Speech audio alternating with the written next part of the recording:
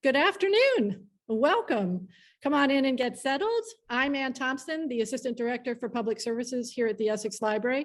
And on behalf of my co-hosts, the Hotchkiss Library of Sharon, it's my pleasure to welcome you to today's talk, The View from Federal Twist with James Golden. One of the silver linings of COVID has been collaborating with other Connecticut libraries on programming. And I want to thank Gretchen Hochmeister, the Executive Director of the Hotchkiss Library, for her partnership on today's event and on others in the past and upcoming. Just a couple of housekeeping notes. Please keep your microphones muted and your cameras off. We have a large crowd today, so please put your questions in the chat as you think of them, and we'll get to them after the presentation. If you prefer, you may raise your hand during the Q&A by clicking the reaction buttons at the bottom of your screen, and we'll do our best to find your hand out of all these people. We'll try to get to all the questions for sure at the end. I'm honored to welcome celebrated garden maker James Golden, author of The View from Federal Twist, the blog, and now the book, which is currently the #1 new release. Can you see me? The #1 new release in the Middle Atlantic region, gardening on Amazon. He was born in Mississippi, but has called New York City home for much of his life. I don't want to spoil any of the rest of his story, but just to say that in less than 15 years after buying a wooded property in Stockton, New Jersey, his garden, Federal Twist, has been featured in numerous publications such as the New York Times, Gardens Illustrated, the Financial Times, Horticulture, Better Homes and Gardens, and many other magazines and books, including Monty Don's book, American Gardens. Thank you for being with us today, James. Thank you, Ann. Let me just share my screen. Is it visible now? Not yet.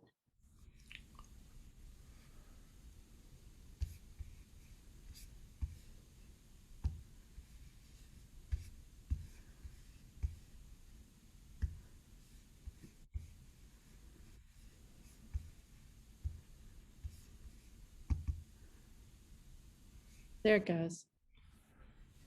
Now we see it. Okay, but we're not seeing the slideshow. Now it should be ready. It's covering the full screen? Yes. Okay. I'd like to welcome everyone. And thank you, Ann and Gretchen, for inviting me to do this today. I'll just plunge into my talk. This is the view of part of my garden, and in the upper left you will see a part of the house. When we bought this house in 2004, there was no garden here. There was actually no space for a garden. Behind the house, what we're looking at now was just a field of cedar trees that had grown up over the years since 1965, when the house was first built. Cedar trees and multiflora rose. So it was really a quite dense derelict wood. But as you can see, the house has a wall of windows looking out. So it was clear when I first walked through the house with the real estate agent that if I were to have a garden here, it would be outside those windows. I do remember when I first visited with a real estate agent and looking out through the windows onto those dark woods, having serious reservations. I knew immediately this was not a good place for a garden, but for some reason I had no doubt I would make a garden here.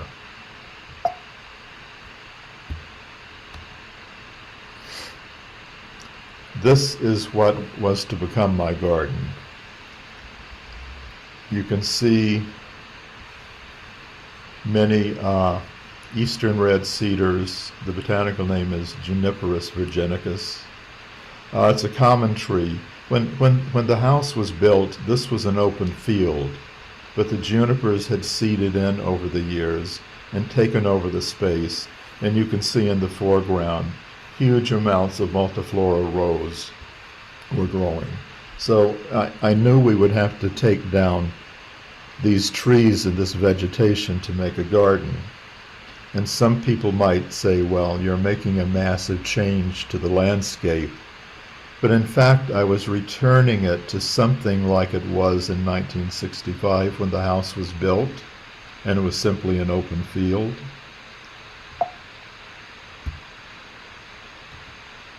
This is another view of the woods behind the house.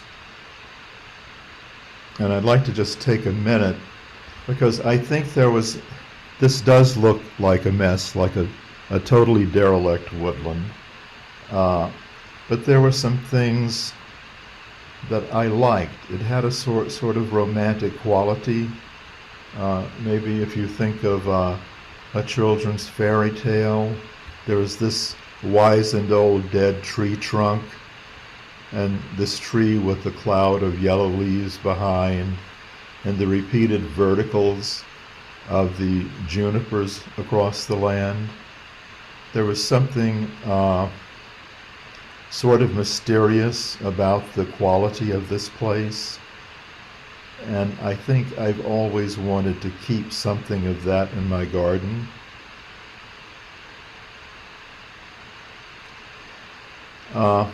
So we bought the house in 2004, moved in between Christmas and New Year's of 2005, and in April of 2005 I was ready to remove trees, and we hired a contractor to come in and take out 70 or 80 of those juniper trees and clear the multiflora rows.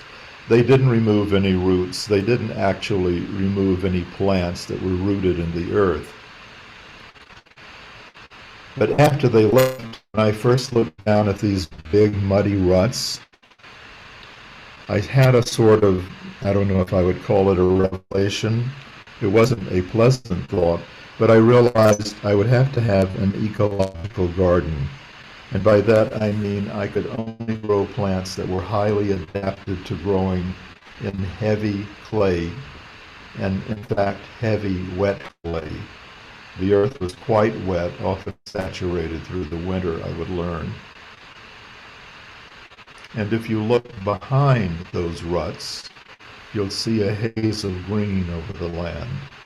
So I knew by midsummer that I would have weeds 2 to 4 feet high growing here if I didn't find some way to control the surface of the earth.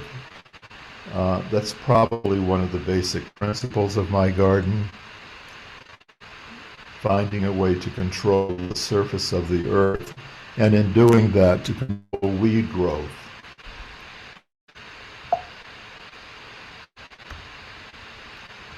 So starting the garden. That summer, this is what the field looked like.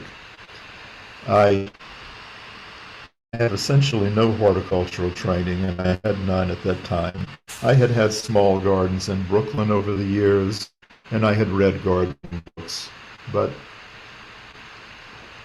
once I got this house and this space for a garden, I really developed a passion for it. The first books I found, I think I was at Barnes & Noble, and I saw some of the early books by Piet Oudolf and Noel Kingsbury. Piet Oudolf is a very famous Dutch designer. He designed the plantings on the High Line in Manhattan, and he's known for big, meadowish, prairie-like plantings. The books were actually written by Noel Kingsbury, who was a very knowledgeable, well-educated Englishman and a fabulous writer, and taught me virtually everything I know about horticulture, or virtually everything I knew at that time. And in one of his early books, I found the solution, the way to control the surface of the earth that I knew I had to put into place pretty quickly. He had a section called planting directly into rough grass. Look at the picture. That's exactly what I was doing. What he said to do was to dig a big hole, buy a big, highly competitive plant, and plant it. Then to do that over and over and over again.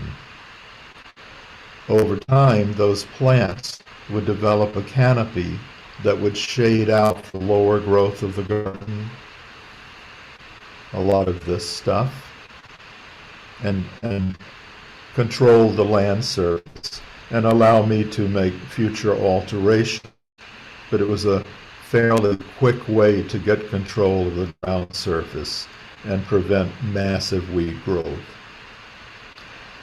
At the same time, I was beginning an experiment because I knew enough about gardening and horticulture that I understood clay, particularly heavy wet clay, was a very difficult soil for many plants to grow in. Thus I would be severely limited in the range of plants I could grow here. So I began to research the plants, and I began to buy plants. You can see some white tags here. Initially, I just planted them everywhere because I was experimenting to see what would grow and what would not grow. One example is Monarda didyma. I quickly learned, to my surprise, cannot grow in this environment.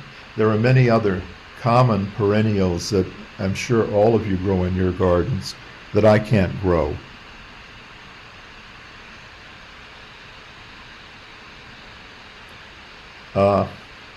Later in that summer, I began to think about how I would design the garden, because up to this point I simply had an open field with a lot of weeds and other plants, and I had put in a sort of smorgasbord of test plants just to see what could grow in this place. But I hadn't given much thought to design, and frankly I didn't have any good ideas, and I sort of got frustrated one day, and I got out a mower and mowed this wavy path across the field. That was sort of a magical moment for me. It was like an epiphany. For the first time, I could see slight changes in the elevation of the land, where before it was completely invisible to me.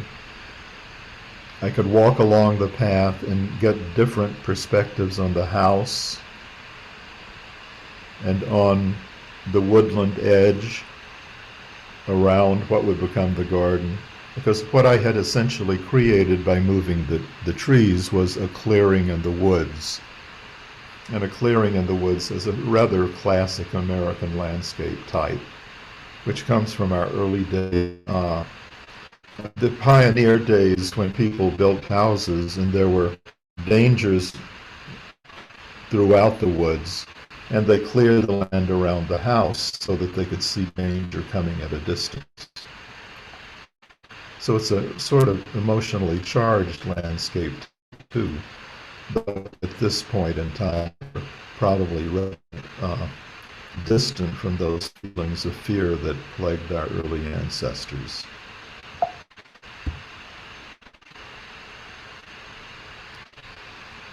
Remember I told you about Noel's planting technique of digging a big hole and putting a big competitive plant into it as the solution for gaining control of the land surface. This is a couple of years after I began to do that. You can see a large plant here. This is a plant from the Midwestern prairies, Silphium Pterabenthenasium. It grows quite tall and large. This is the giant coneflower, Rudbeckia maxima, which also grows large with big basal leaves and to a height of 5 to 6 feet. There are Silphium Pterabenthenasium leaves here, which is self-seeded from this larger plant. I do encourage self-seeding. This, barely visible on screen, is another Silphium. It's Silphium Perfoliatum, often referred to as cup plant. Now, most of these plants grow 5 to 9 or 10 feet high and get very wide. So as these plants grow, they will expand and cover the land surface, which you can see in this shot. This is another picture. These are plants indigenous to my site. They were here when we moved here. The fern is sensitive fern, Onoclea sensibilis, and among it you can see very fine leaves of Equisetum, horsetail or mare's tail. This is Equisetum arvensi, which grows only a foot or a foot and a half tall. Equisetum is usually thought of by traditional gardeners as a monster weed, and it's everywhere in my garden. It in fact works wonderfully as a ground cover plant for me, and it's the first plant to come up in spring. It has a very soft, feathery look, and it covers large areas. It's quite beautiful. Even in detail, close up, it's a beautiful plant. And though it's considered a weed, it's not a vigorous plant, though it spreads everywhere. It does not inhibit the growth of other plants. So it's a very useful mulch for other plants, in the sense of green mulch, which I'll talk about later. This is another view of the garden as the plants arise in spring. This is a Silphium Pterabenthenasium, the Silphium Liciniatum, again from the Midwestern prairies. This plant has leaves that are 2 feet to 30 inches long and a foot to a foot and a half wide, and the flower stalk often grows 9 or 10 feet tall, then falls over. But it takes up a lot of space and it covers a lot of ground. This is a non-native plant. This is an Inularismosis Sonnenspeer, which comes from somewhere in the vicinity of the Himalayas. It grows, some of them are monstrous. It can easily grow over 12 feet tall, but they diminish as the years pass. Over here at the side is a Euphorbia Polustrus, which is a water-loving euphorbia. They self-seed, so they cover the garden with beautiful golden flowers in the spring. Not little flowers, big umbelliferous golden flower heads. And in the back we see a mass of Sanguisorba and more horsetail. And this one more picture just to show you where the ground has completely been covered by the plants. Senecio aureus with the yellow flowers. Actually, the name changed. This is now called Petrinia aurea. Sanguisorba, Equisetum. But this is the goal, to have the plant, the surface of the earth completely covered by plant growth. And one final photo. In a real prairie, I do call this part of my garden a prairie, but it's an imaginary prairie or an artificial prairie. In a real prairie, in a square yard, you will likely find several hundred plants. The density of plant growth is amazing. I don't know what the density is here, but I would guess it's well over 100 plants in a square yard. And you can see this is a great weed control mechanism. Weeds can't grow up through this. Well, a few can, but not many. After 3 or 4 years, this is what the garden looked like. I added a lot of grasses, but this isn't what. This actually looks sort of like a Pete Outhoff garden, though I don't have nearly the variety of flowering perennials he has. And this wasn't what I wanted to end up with. I wanted something more complex.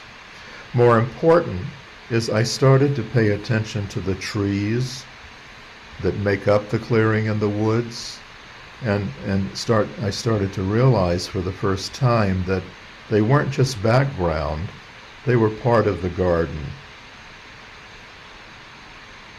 And I'll show you slides to demonstrate that.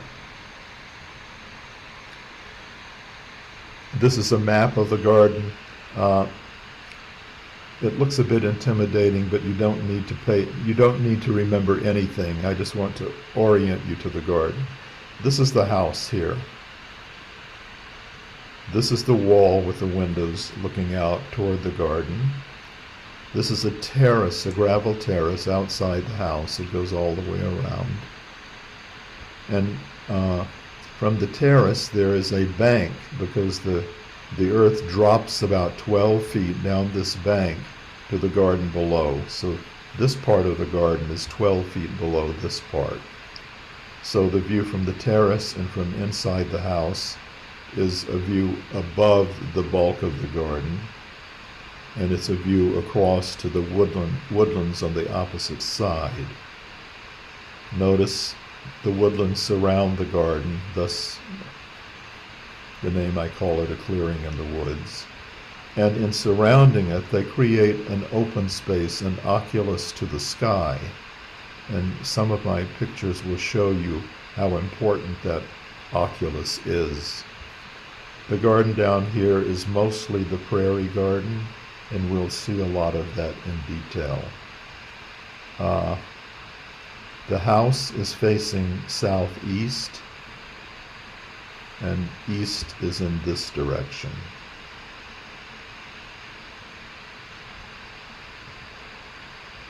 Just one more view of the house to give you a better orientation. Well along after the garden was a garden. You can see it's kind of like an observatory looking out toward the garden, but very much a part of the garden. The planting goes right up to the house. I even have sumac growing right up against the foundation of the house.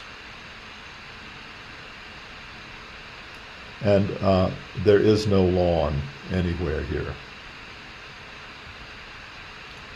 I call Federal Twist a landscape garden. And I show you this because I think it sort of self-defines itself as a landscape garden.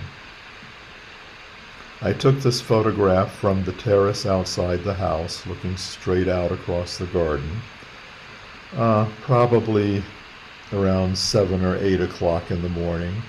You can see the sun streaming in from behind the trees.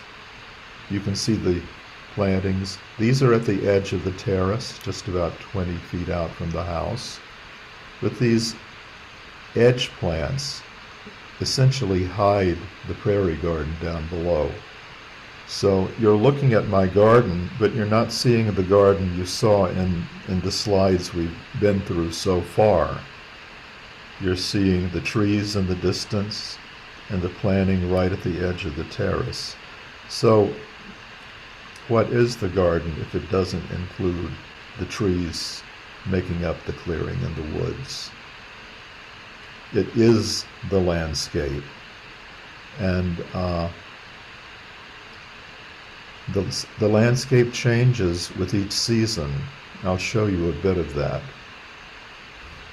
This is the view of those same trees taken from down in the garden, only this is afternoon sun. My garden is only about 1.5 acres.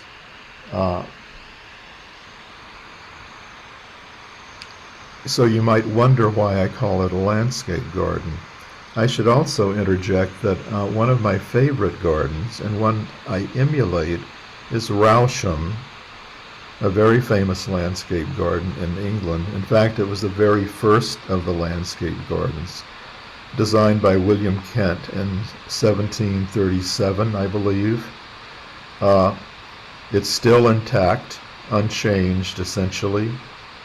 The house is still lived in by the same family that lived there when the gardens were designed by Kent. And it's mostly green, darkness, and light. An extraordinary space. And there's something about that spatial fluidity I wanted to capture in my small garden.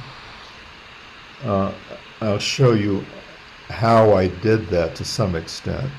This is a very large-leaved plant. Whenever you put a large-leaved plant in the foreground and plants with smaller leaves, or apparently smaller leaves in the background, you expand the space.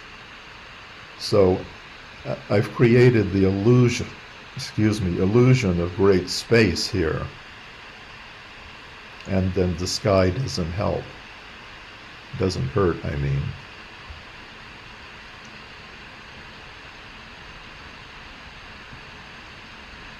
This is almost the same scene taken in autumn, when the trees at the edge of the clearing began to defoliate. You see more deeply into the woods surrounding the garden, and in essence the garden begins to expand. It becomes more permeable. It begins to open up to the wider landscape. This is a view back toward the house, showing 3 immense sycamores. These were planted when the house was built in 1965, and they do contribute a great sense of spaciousness to the garden. This is the view from the house out across the garden in morning, in late November, after the garden has begun to fall apart. You can see the woods are opening more and more as the leaves defoliate. And this is a later photograph when all of the plants and grasses have turned tawny and gold and brown.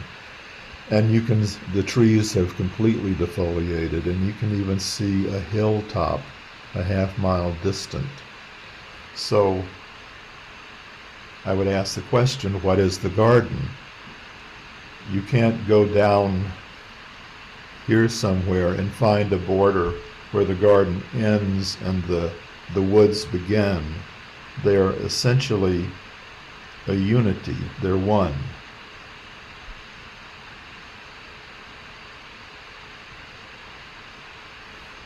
This is a view on the terrace. The large dead tree used to be a weeping Japanese cherry, and it was alive and flowering each year when we bought the house. I always thought it was terribly inappropriate in an American woodland. It just didn't look right. So I was really happy when it died. And I cut the ends of the weeping branches off and made this multi-stem snag, which is great for woodpeckers and birds and squirrels and insects and all sorts of wildlife. More important, perhaps, in this photograph is that when you look at the woodland background and the terrace edge planting, you can't really tell where one ends and the other begins because they're a unity. And you also get a big glimpse of a segment of the sky and see how important the sky becomes in this kind of garden environment. Again, just look at the sky. The garden is like an observatory of the atmosphere. You can watch all forms of weather coming through, yet you're watching from it within the protected circle of the clearing and the woods. You have that sense of enclosure. And this is one late winter photograph. It really reminds me of some of the paintings of the picturesque paintings of the painters in the Hudson River School, are some German romantic painters who dealt in this sort of melancholy, dark imagery. I think it's a very powerful image, but it's not typical of what you see when you think of an American garden. I will point out this plant. This is an Inula. It's one of the most prominent plants in the garden. You'll see many other photographs of it, but I want to just point out its sculptural quality and its powerful, powerful character, and note how it contributes to this dark, melancholy atmosphere in the garden.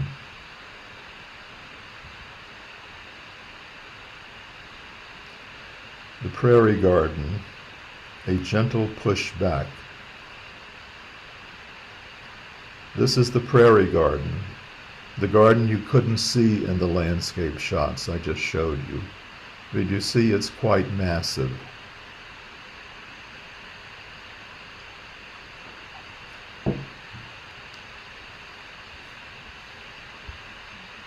When you enter this area, there's only one narrow path. It enters the stone circle here, which you'll see later. But notice the immersive, thick growth of the prairie. In a sense, the prairie literally is pushing you back. If you picture yourself walking through this path, I think you can get a sense of that slight pushback from the prairie. That's certainly intentional, because I want the prairie to communicate a thought to you. I'm not sure it does, but if I talk about it enough, it probably will. I should mention E.O. Wilson here. He's the great biologist who just died this past December. He wanted to implement something he called, that is called the Half-Earth Project. He believed that we must set aside half the Earth in order to save biodiversity. Indeed, to save ourselves. He didn't mean we literally had to take half the globe and say, no people go here, we leave it alone. But he meant we had to take half the oceans, half the land, in large pieces, and take them out of the world of commodification, of buying and selling, of mining, of excavation, of development. Right now we're faced with a severe climate change rapidly approaching. We're in what is called the sixth mass extinction, because so many forms of life are passing out of existence. Our insect populations have plunged, and the whole process of food growing depends on insects. Should we lose all the insects, human life on Earth would end. So this is a very serious issue, and I don't mean to have my garden be a place that preaches serious issues, but I would like for it to be a place that makes people think and be aware of some of these issues. I use the words open, closed, open to try to characterize the experience of walking through the Prairie Garden. There are areas like this which, to my eye, are beautiful. This is that huge plant, the Inula again. Striking plant in all seasons, with grasses, mostly miscanthus, but behind just turning yellow. But the garden does not invite you to come into this area. There are no paths. The plants are very thick.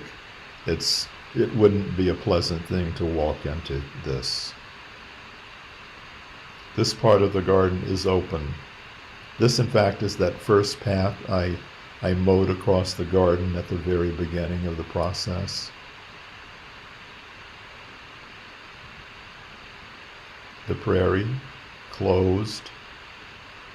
You look at it, you don't go into it. This is a path exiting the garden through a woodland garden at the side of the house.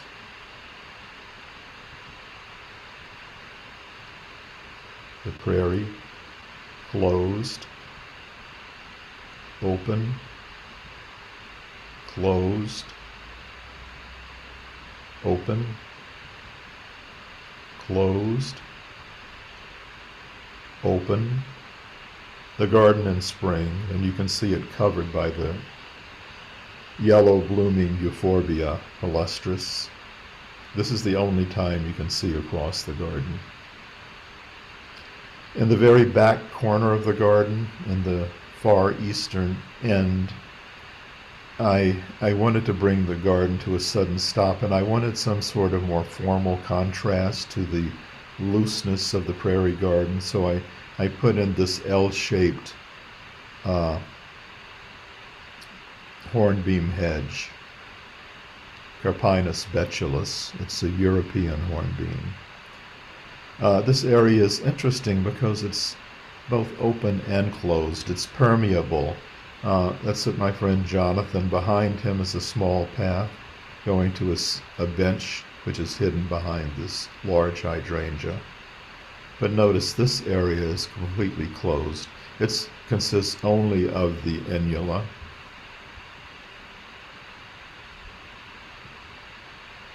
And this is the exit through the other side. There's the bench and the hornbeam hedge behind. So this is a permeable area, but much of it is closed. It's also the most private area in the garden. When large numbers of people visit, I've noticed if a couple of people are sitting on the bench, other people don't enter the garden, enter this part of the garden. They respect the privacy of the area, and I think that's because of its spatial design. This is another sort of permeable, open and closed area. This is a reflecting pool down in the lower garden. I photographed it from the center path of the garden through a lot of plants. You can't get to this pool from where I'm standing.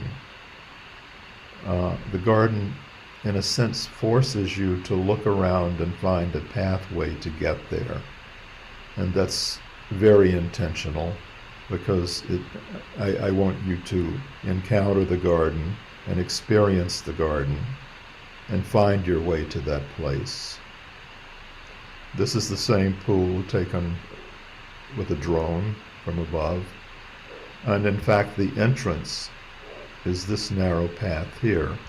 And to get to even this path, you have to pass through another narrow path, which forces you to be in contact with the plants.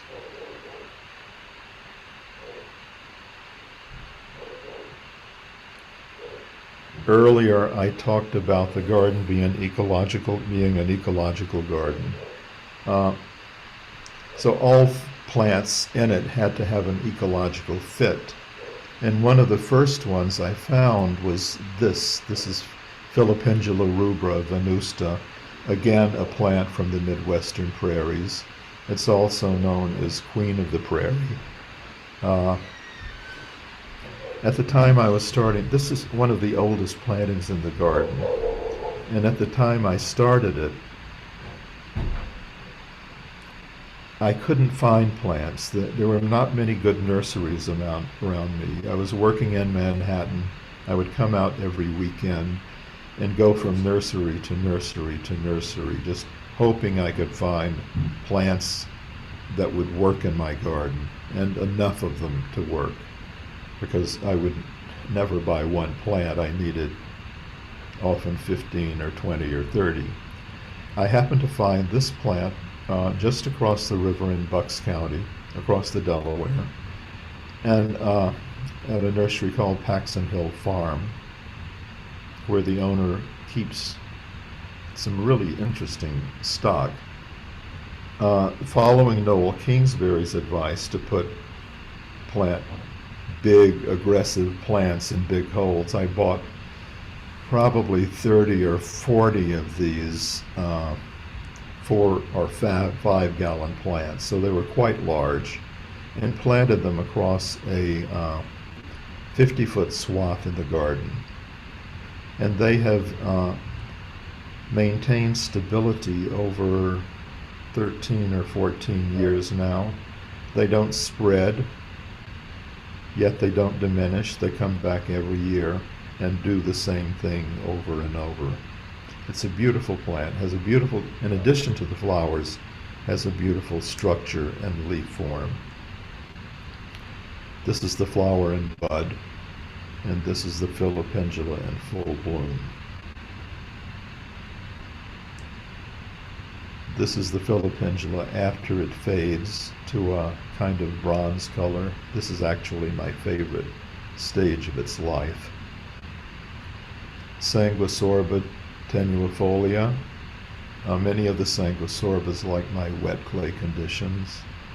Another filipendula called meadowsweet. It's Filipendula ulmaria. I know it's grows all over Europe as a wild plant and possibly other parts of the world. This is that Euphorbia Polustrus, the water-loving euphorbia. This flower may be a little larger than life size, but the flowers are really immense. And it's one of the first things to bloom in very early spring. This is the foliage of Silphium Liciniatum, another of those prairie plants. I mentioned that these leaves can be 2 feet or 30 inches long. Note the flowering stem with the thick hairs. This stem can grow 9 or 10 feet tall, and it flowers rather profusely, and while flowering falls over, which is normal for the plant. This is the stem fallen over and the flower. This is Silphium Perfoliatum, another Midwestern prairie plant, also known as cup plant. More Silphium Perfoliatum. Perfoliatum means that these 2 leaves come together at the stem right here and right here. And when it rains, they form a cup, and the rain collects in this cup. And out in the prairies, it's available for birds and insects to get water, thus its common name. This is a very tall plant, and in places you can walk under them and look up to the sky. This is a native shrub, Zenobia Pulveriulenta, with beautiful glaucous foliage and lily of the valley type flowers. Sort of hard to get, but a beautiful shrub, and this is its color in autumn. These are all plants that do well in wet clay conditions. This is a Peniculant Hydrangea.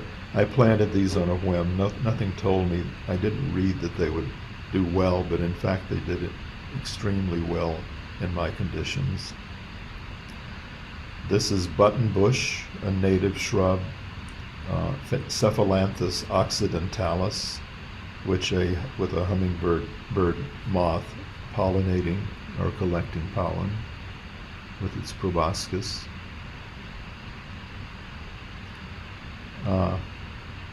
This is Culver's root,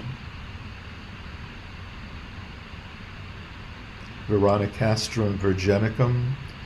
In gardens with, I'll say, good soil, which I don't have, these can get very large with many stems. Some people think they grow too fast. In my garden, they just poke along. They come back every year, but they don't grow much, so that it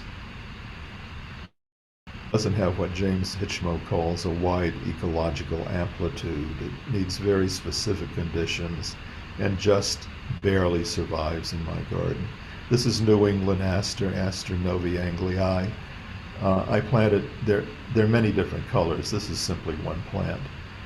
They were all planted by broadcasting seed. In fact, I planted many of my plants from seed. not by putting it in the ground, simply throwing it across the earth. All of the Silphium came from broadcast seed. This is the American Sanguisorba, or the North American Sanguisorba, Sanguisorba canadensis. Pycnanthemum mudicum, mountain mint. There are many different kinds of Pycnanthemum. They're all swarming with insects in the summer, and they're very fragrant, and they do well in my wettish conditions. This is the native geranium, Geranium maculatum, which comes up all over the garden. This is Smilacina, false Solomon's seal. It didn't do well down in the wet part of the garden, so I moved it to the top of a stone wall. And notice, in essence, I mulch it with the equisetum. I simply let the equisetum grow up around it, and it doesn't harm the other plant at all. This is called green mulching, which Thomas Rayner and Claudia West talk about in their book Planting in a Post-Wild World. You should avoid use of wood and bark mulch at all costs. They're really not good for plants, and they actually prevent plants from growing naturally. It's much better to use plants as mulch and to plant in layers. Joe Pye weed, fabulous plant for the prairie. This is some people would call it a weed. It's dogbane. It's self-seeded in the garden. And I think it's quite a beautiful, though wildish looking plant. It has little umbelliferous white flower heads, a sort of glaucous, slightly grayish foliage, and delicate pink stems. The next shot is it in winter. Those flowers turn into long green, thin bean-like pods, and then they break open in the autumn, and it's extremely beautiful. It does spread by seed and by underground runners. It's a native plant, though it's sort of invasive, and I have to watch it very closely. One of the key points of my kind of naturalistic garden is you have to pay attention to the plants. You have to try to understand how the plants grow and anticipate what they're going to do and be ready to act when appropriate. Eryngium yuccifolium, also known as rattlesnake master, another native plant. It self-seeds a bit in my garden, so it's happy.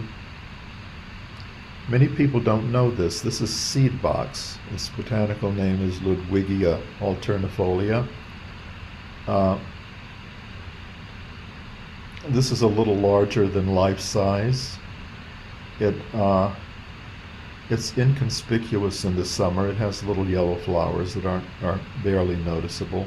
But in autumn, the seed pods form these little boxes that look like wooden boxes.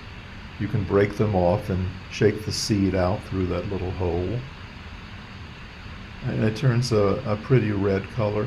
It's a nice little addition to the garden, certainly not a major plant, but more people should know it.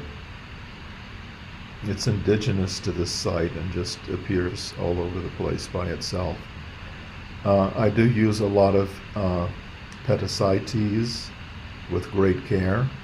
I have to say I do not recommend anyone plant this plant. It's highly invasive, but look how beautiful those black veins are.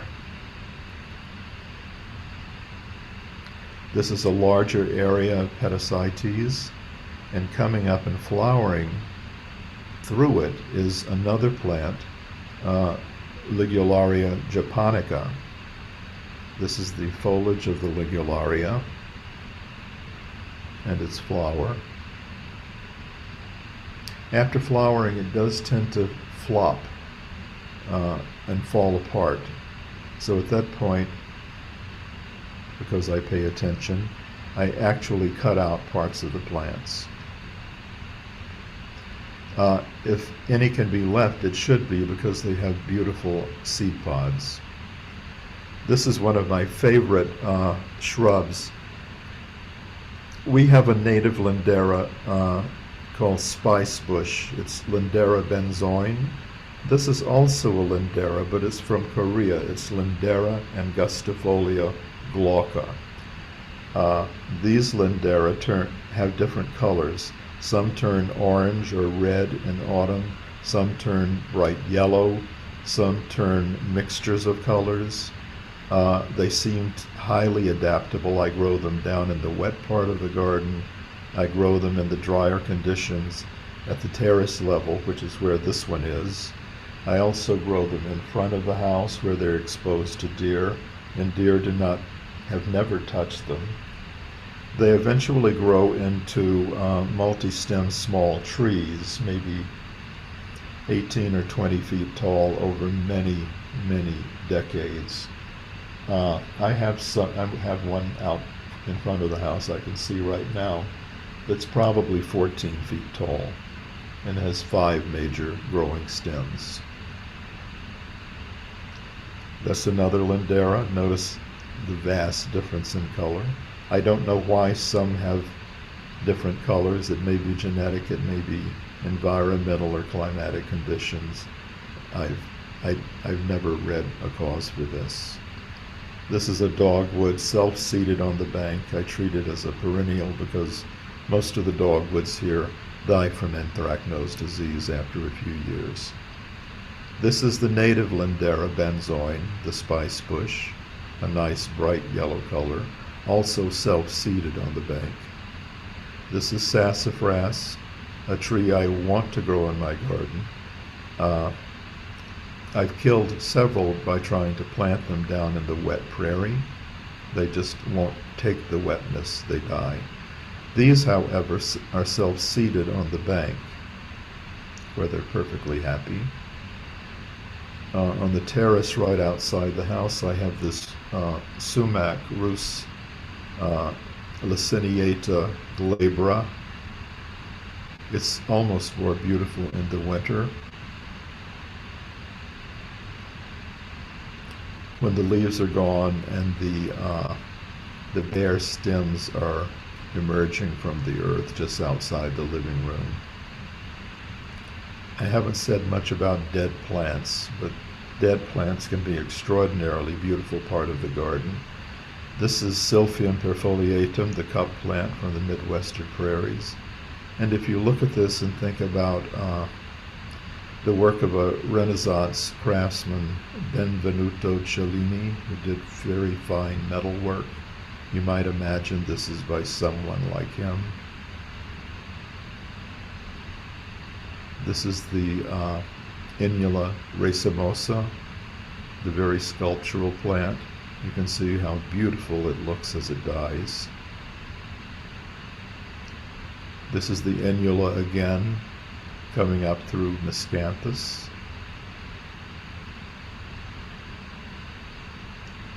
A quick word on care. The major, I was going to say labor intensive, it's really not labor intensive, it takes only a few days. The major management task in the garden is to cut it to the ground in late winter to early spring every year. I used to cut it as early as possible and burn as much as I could. However, I've been influenced by the movement, the knowledge that we're losing our insect populations, and many insects overwinter in the stems of these grasses or in the earth beneath it. One of the great spokesmen for that cause is Rebecca McMacken, who is the horticultural director at Brooklyn Bridge Park in New York.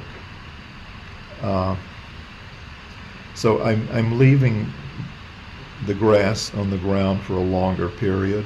I'm trying to completely eliminate burning. I haven't quite figured out when I can remove the grass or where I can put it to allow the insects to complete their life cycles, but I'm giving a lot of thought to that. Another picture just for perspective. There isn't grass everywhere. This is Miscanthus burning. I used to do a lot of this. And this is the garden after it's cleared. in midsummer, you would see nothing but plants here. You couldn't see across this land surface. You would only see an immersive wall of plants. At this time of year after the clearing, I leave a couple of grasses up. There's just enough structure in the garden to keep the interest for the 2 months when it's bare. And in fact, I enjoy having this period of bareness after a year of being in a garden filled with immersive growth. Just a quick word on materiality, about the materials I use in the garden, which have to be simple because this is a garden in the middle of the woods. Basically, I use stone and coping and for walls, gravel, wood for chairs, and I think I would consider water one of the materials of the garden. This is miscanthus.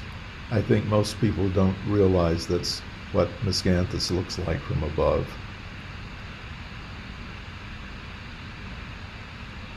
The terrace pool, which is 12 feet above that larger pool we just saw.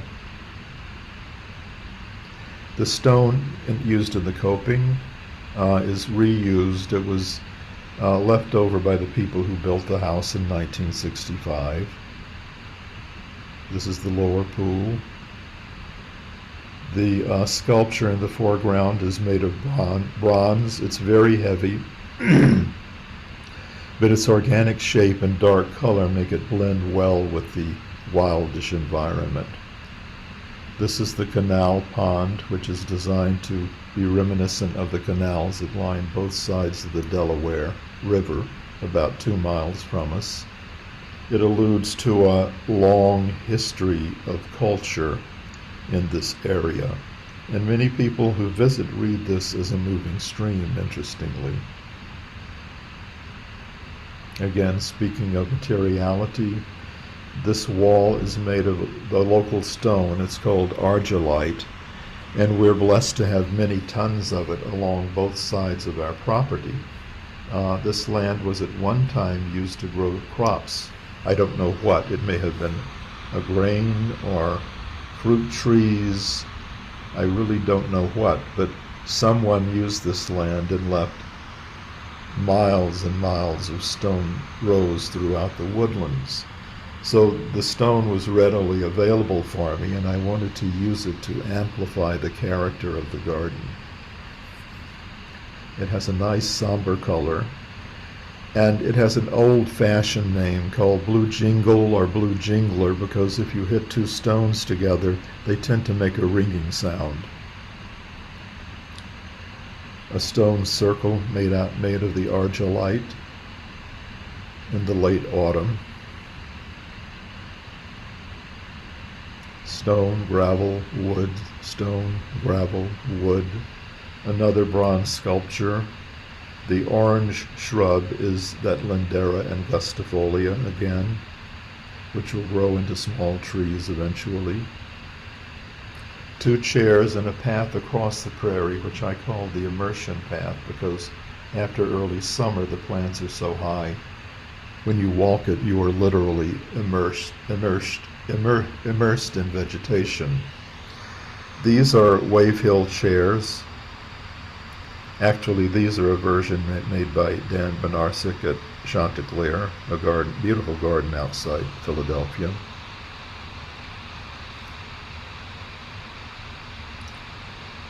Again, the materiality is appropriate to the site.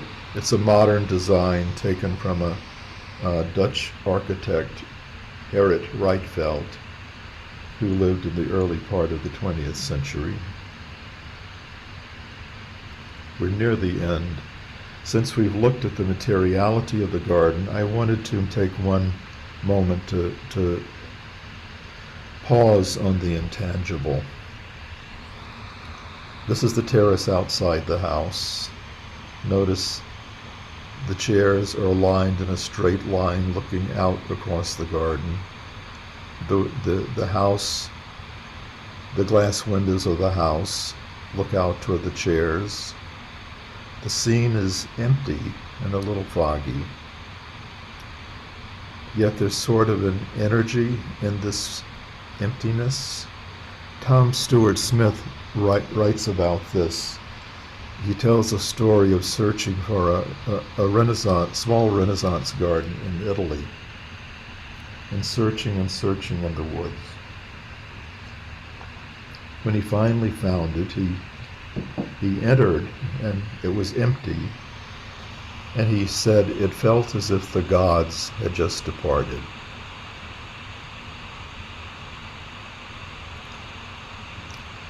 To me, this image has that kind of energy, that eminence, that feeling that perhaps something is about to happen, someone or something has just arrived, or have they just departed?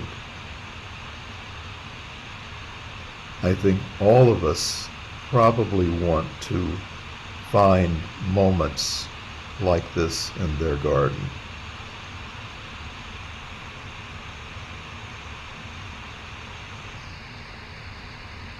A part of this is mystery, and finding mystery in the garden. I'll just quickly show you some images. By the nature of the woodland clearing, the sun rises behind trees and then is in the open sky, and then it sets in the west behind trees.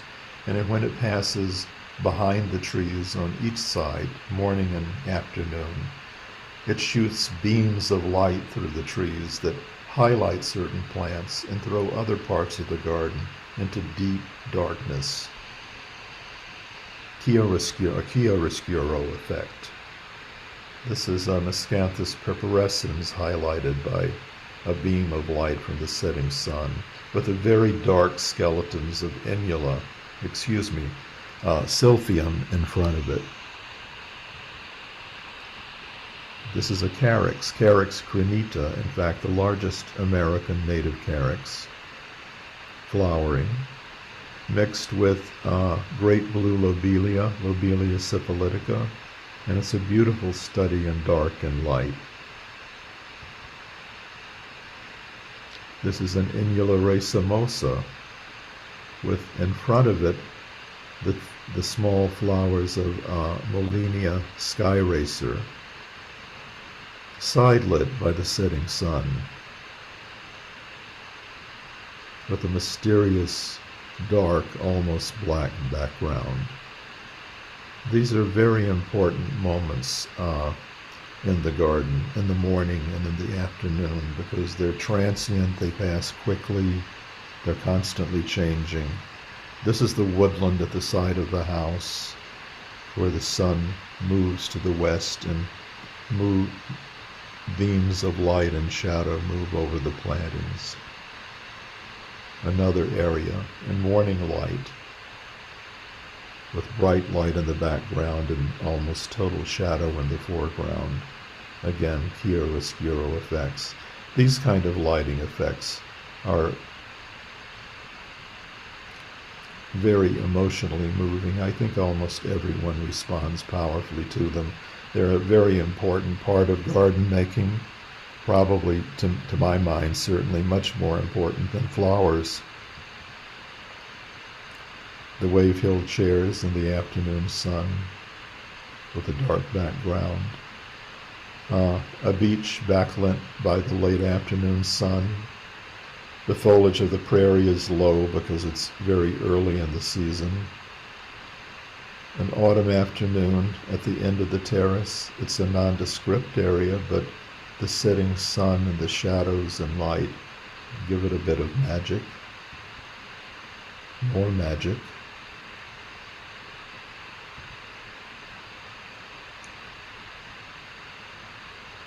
And mystery as we go into fall and the ultimate dissolution of the garden for the season.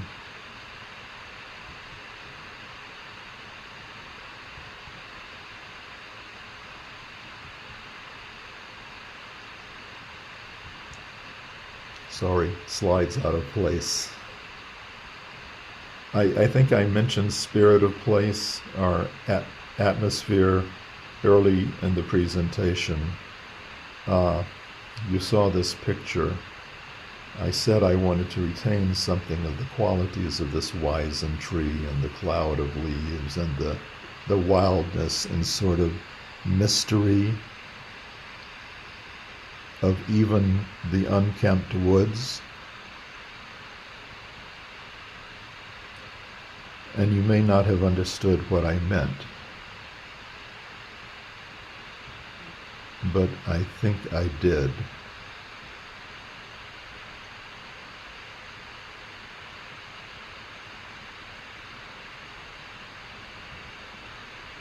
Thank you.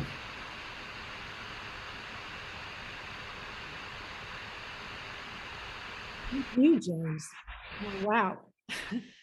I absolutely think that you've achieved what you set out to do, if I understand that correctly. The pictures, the photos are breathtaking.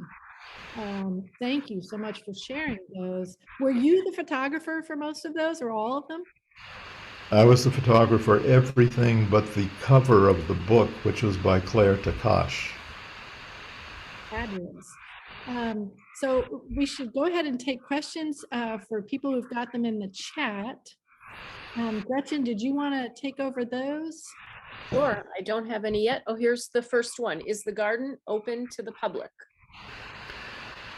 Yes, it is. Not at all every day, but it will be open on the Garden Conservancy open days on June 12th, which is about the earliest my garden could be open because it has to regrow it. I'm in the process. I've cut almost the whole thing down now, so it's bare. And I open for groups or people if they just contact me. Could you confirm the name of the sumac you showed outside of the windows? Somebody was interested. It's Rus Liciniata, Laciniata, glabra, Glabra. It's a very finely cut leaf, and it's shiny rather than hairy. We have a question. Is it full sun in the Prairie Garden? No, I don't have any full sun. I would say I certainly get 6 or 7 or maybe 8 hours at certain times of the year. And did you plant in sections when you started the garden?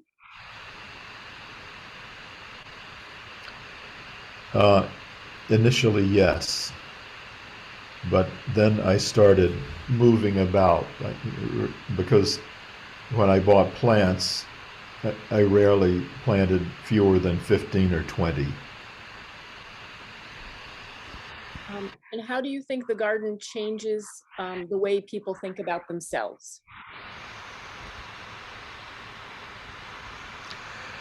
It's something I didn't mention in the presentation, and I wish I had.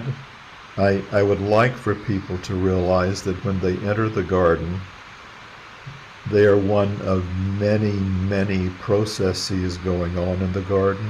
There's transpiration, evaporation, insects are pollinating plants, insects are reproducing, frogs are reproducing. The garden is full of life and processes, and when a person enters, the person is one more process going on in the garden. I don't know if a person leaves knowing that, but I would like for that to be communicated by the garden without putting signs up. Beautiful. Did you use plant plugs to cover lots of the ground quickly? No, because I planted the garden with large, highly competitive plants.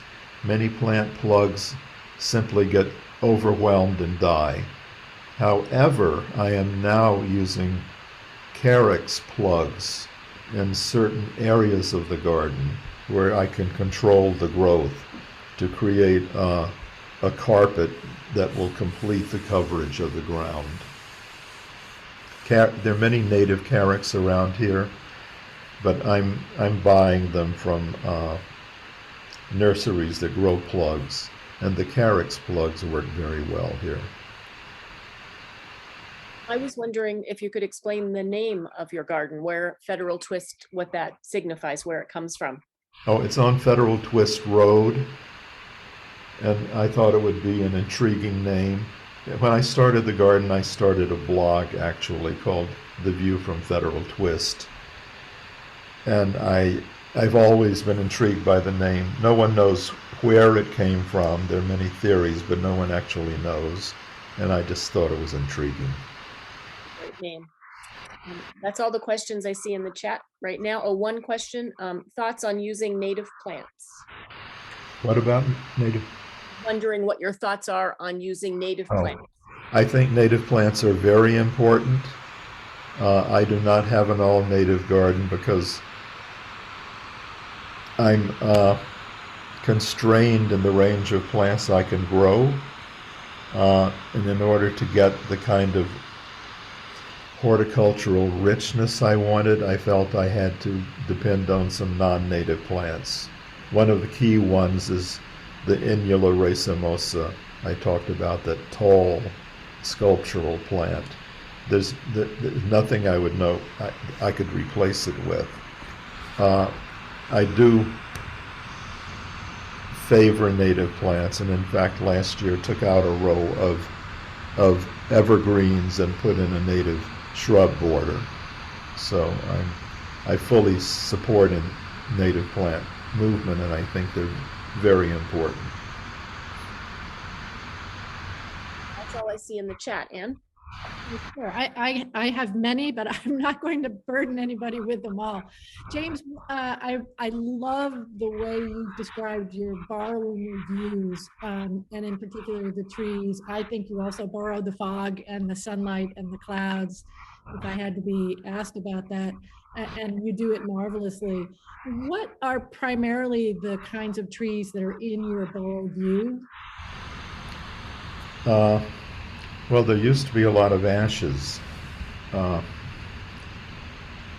Maples, oaks, tulip trees, I have planted several river birches. Nyssa, I have one Nyssa sylvatica, quite a few pines.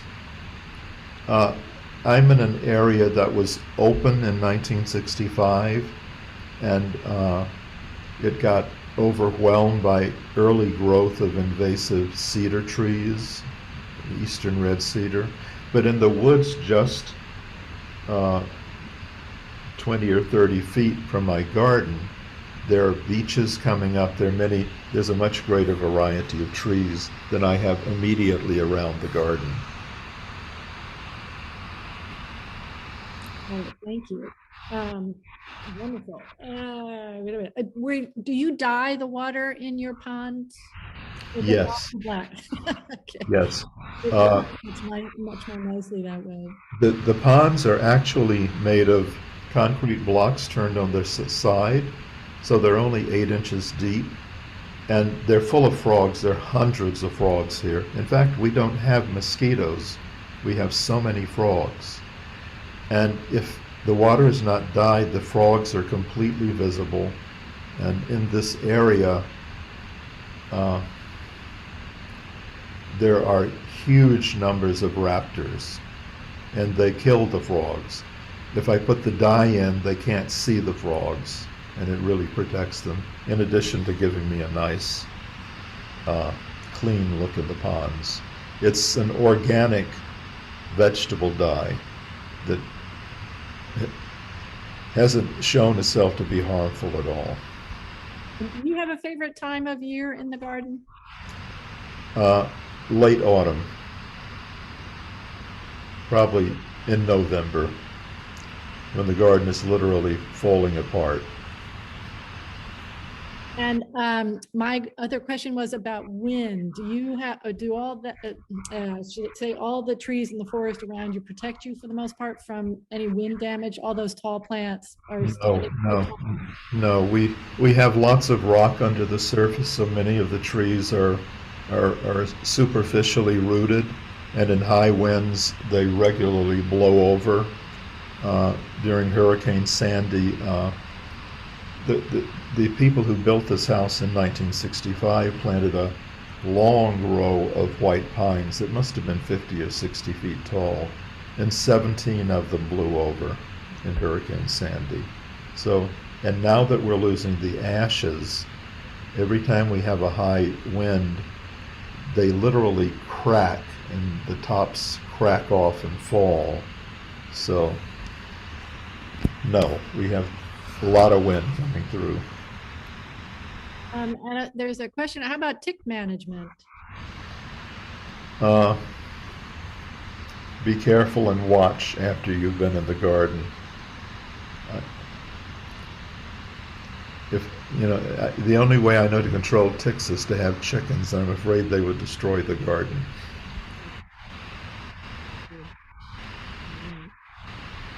I think that's everything. So thank you, James, for sharing your brilliance and your wisdom with us today. And thank you, Gretchen, for co-hosting. And thank you, everyone who turned out, for being a wonderful audience on this wintry March afternoon. James will also be having a book talk at Hollister House. Live, or is that on Zoom? It's live. It's live on April 2nd. So if you can get out to Hollister House, you'll see the bulbs all in bloom. And I'm sure it's a great day to be in the garden too. So give a visit out there on April 2nd. And you'll have books that you'll be able to sign for people, I expect. I will. It's the one bad thing about Zoom is we can't have you here to actually sign books. I hate to recommend Amazon, but yeah, I know. we're of like minds that way. I'd like to invite you all back on Saturday, April 23rd at 10:30 in the morning for another garden event co-hosted with the Hotchkiss Library. It's Rooms with a View, Weathersfield's Sublime Formal Gardens. I hope to see you there. Thank you, everybody, for coming out. Thank you so much, James. Thank you. Bye-bye. Thanks very much. Take care, everybody.